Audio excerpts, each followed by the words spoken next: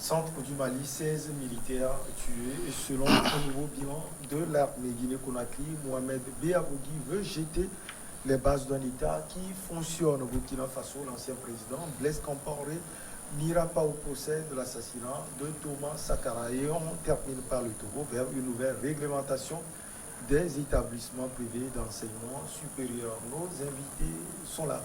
Il s'agit de Lumagloire Kemayo, journaliste et écrivain, Eric Johnson, journaliste, directeur de publication de l'Union, et Oris Tonkovi, activiste panafricain. Bonjour à vous, Lumagloire. Bonjour. Très bien, merci. Eric Johnson. Bonjour chers collègues, chers amis, téléspectatrices et téléspectateurs de New TV. Merci. Je reviens de la mosquée. Oui, ça va. Ça va. Mais merci de l'invitation sur le plateau. Alors, au moins 16 militaires maliens ont été tués mercredi 6 octobre dans le centre du Mali dans une attaque présumée djihadiste présumée. Un précédent bilan de l'armée malienne faisait état d'un bilan provisoire de 5 morts et 8 blessés. Et finalement, ces attaques ne sont pas des surprises, si on peut le dire, Lumagloire Kemayo, au Mali, au Burkina Faso et dans certains pays africains. Non, elles ne sont pas des surprises. Le pays est en guerre depuis une dizaine d'années déjà. Serval est passé par là, Barkhane y est encore. On a l'habitude de s'émouvoir quand il s'agit des soldats français qui sont tués, mais cette attaque montre à satiété que les attaques ne sont pas uniquement orientées vers le contingent français. C'est une guerre qui est menée dans laquelle il y a beaucoup de pertes dans les rangs des armées alliées, mais également au sein des forces armées maliennes. Et cette menace, même si on a eu l'impression qu'elle se concentrait dans la zone des 3 frontières, ou qu'on serait plus efficace dans la lutte en déployant le dispositif de façon plus précise dans la zone des 3 frontières, on voit bien que c'est une menace qui touche au-delà de la zone des 3 frontières et qu'il faudra véritablement que tous les efforts soient déployés, tant de la part de l'armée malienne que de la part des armées alliées, pour contenir cette menace-là, et aucune contribution ne sera de trop, qu'il s'agisse de celle de l'Algérie, de la Russie, de la Chine ou d'autres partenaires au sein du G5 Sahel. C'est vraiment une menace qui est globale et à laquelle il faut une réponse globale. Alors, Yunus Donkovi, c'est une attaque revendiquée par un groupe proche d'Al-Qaïda. Finalement, les groupes se multiplient au Mali. Ils sont là, à fusion surtout. Oui, c'est un constat, encore que... alors, on a plusieurs groupes, disons, qui semblent d'appartenance différentes. Elles ont toutes en commun le fait de vouloir imposer leur vue par la violence. Maintenant, le défi, c'est de savoir comment est-ce qu'on peut défendre le territoire malien et les autres territoires qui sont attaqués, et à quoi il faut recourir, justement, pour assurer cette défense-là. Alors, la plupart de ces États, ils ont... un double défi, c'est celui de préserver, si vous voulez, l'indépendance en griffe de, disons, leur indépendance en tant qu'État viable, et le fait de devoir repousser justement des attaques qui sont organisées par on ne sait qui. Parce qu'effectivement, on parle de groupe, on parle de prétention, mais on ne sait toujours pas qui organise ces groupes, qui les arme et qui les manage d'une certaine manière. Les armes, elles viennent bien de quelque part, le financement vient bien de quelque part, l'organisation est bien organisée par quelque chose ou par quelqu'un, et malheureusement, on a ces États qui n'ont pas seulement des problèmes, des soucis, comment dirais-je, économiques, des soucis nationaux avec toutes les frictions que l'on a en interne, et qui ont pour elles le défi de devoir repousser ces attaques qui sont armées, comme je dis, qui sont, comment dirais-je, organisées par des mécaniques obscures, dont on n'a pas les détails jusqu'à présent, ou du moins on présume de ces détails, mais on n'a pas, comment dirais-je, on n'a pas la confirmation de ce que l'on pense. Avant de retrouver Eric Johnson, Lumagloire Kemayo, quelle est la différence entre assurer la sécurité au nord Mali et la sécurité au centre du Mali? Non, alors le défi est le même. Le défi, c'est celui d'assurer la sécurité des citoyens, des personnes, comme on dit de façon traditionnelle. Ça, c'est le rôle de l'armée.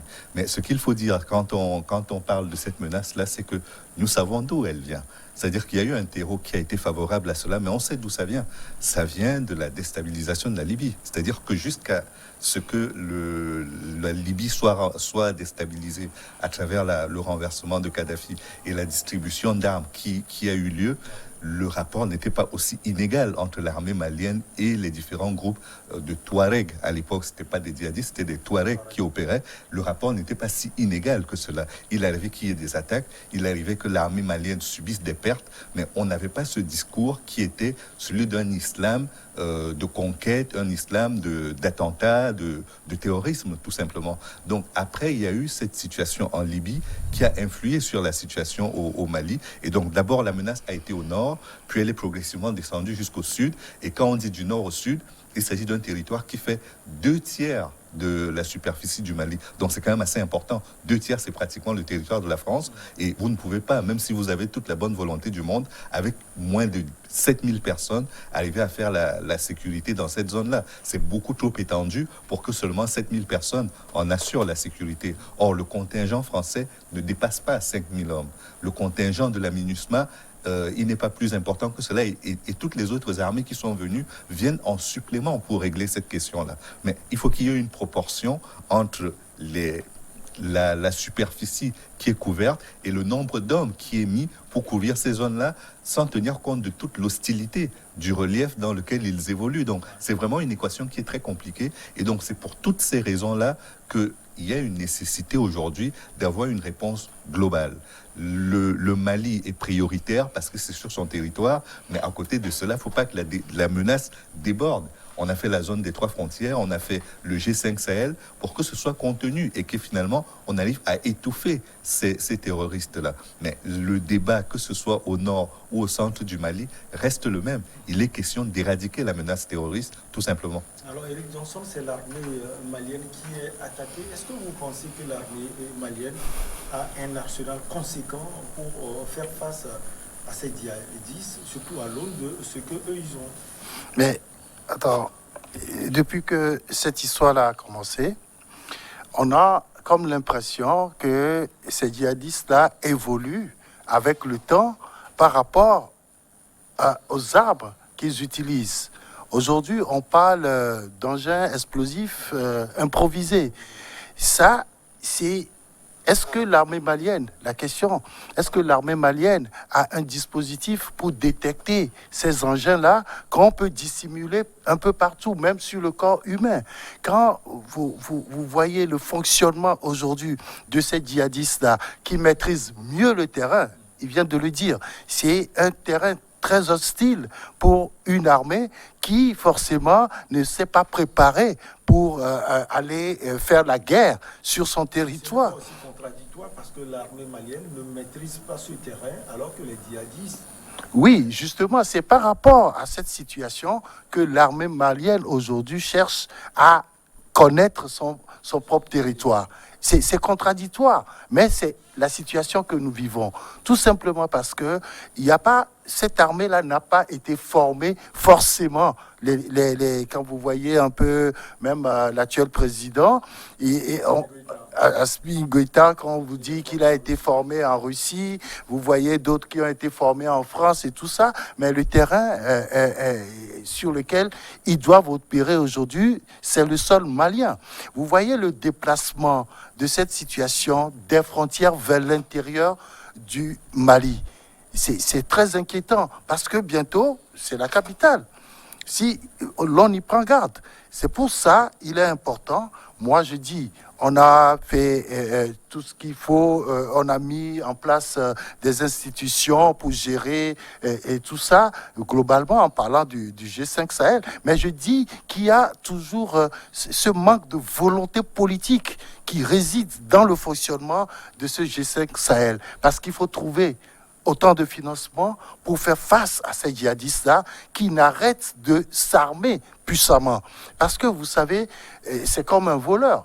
Quand il vient, il procède aujourd'hui d'une manière, la prochaine fois, il vient, vous le prenez, mais les autres qui viendront, ils vont chercher d'autres stratégies. C'est ce qui se passe. C'est ce qui se passe sur le terrain. Et donc, l'armée malienne est en difficulté. Il faut trouver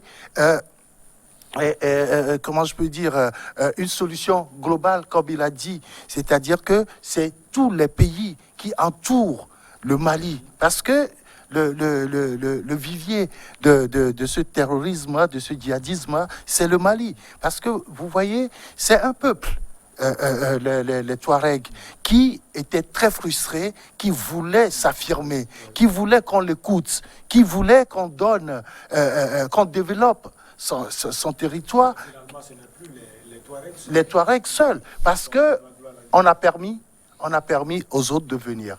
C'est-à-dire l'État Ils ont islamique. noué des alliances surtout. Oui, ils ont fait des alliances. Parce que vous savez, la frustration, c'est pas seulement au Mali. La frustration, c'est un peu partout dans l'Afrique. C'est par rapport à la gouvernance, par rapport à la gestion des affaires des États, où les gouvernants, je ne sais pas, au profit de quoi, abandonnent certaines parties de leur territoire au détriment d'autres. Et voilà, ça crée des frustrations. Et tous les jours, tout ce que nous voyons, c'est que c'est des alliances de groupes terroristes, djihadistes, tout ça, qui fonctionnent au Mali. Vous l'avez dit que les forces de Mal viennent finalement partout. Ils viennent de partout. En fait, les forces viennent de l'histoire même du Mali. Le Soudan français, qu'on appelle Mali actuellement, c'est une construction coloniale. Et déjà, à l'aube de cette construction coloniale, les peuples qu'on de façon triviale, on dit les Touaregs et ainsi de suite, étaient des peuples déjà qui n'étaient pas spécialement enclins à rentrer dans ce creuset soudanais qu'on va appeler Mali plus tard. Donc déjà, il y a à la source quelque chose de conflictuel. Et après, dans les années 90, on a l'Algérie avec le problème du fils et ainsi de suite, qui lui amène le problème, si vous voulez, islamiste. Et après, on a l'éclatement de la Libye, qui est organisé par les puissances occidentales, avec tous le ramassis d'armes, de spécialistes, ainsi de suite, que l'on connaît.